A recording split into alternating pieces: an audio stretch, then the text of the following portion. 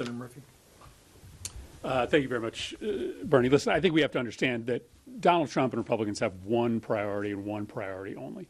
That is the enrichment of their billionaire and corporate friends at the expense of everyone else. The big, beautiful bill is a simple enterprise, the most massive transfer of wealth from the poor and the middle class to the rich and affluent in the history of the country. Included in that big, beautiful bill is a massive cut to nutrition benefits.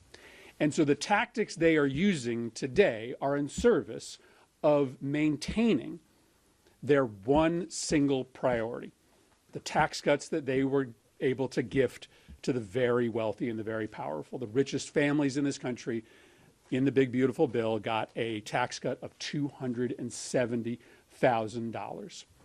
And so it shouldn't surprise anyone how outrageous these tactics are.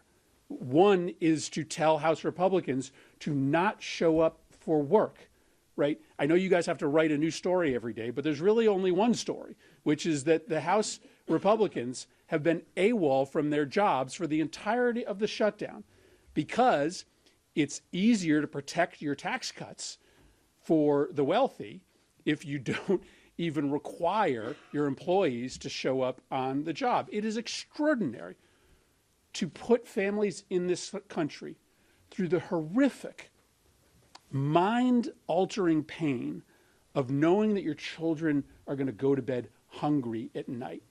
But it's in service of protecting the tax cuts for the wealthy.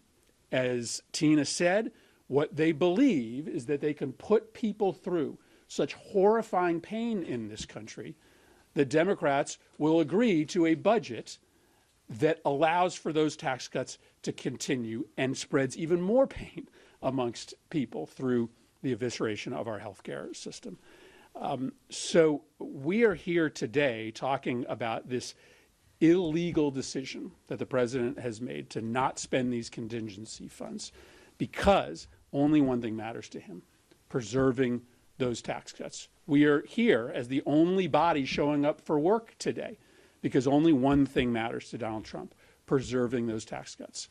No president in the history of this country has ignored that law, has during a period of shutdown refused to spend the contingency funds because no president prior to this one was so myopic about helping only one small segment of people in this country, the very rich and powerful, that they were willing to do such enormous, unconscionable damage to the most vulnerable families in this country as a tactic to try to make sure that their help for the powerful is maintained.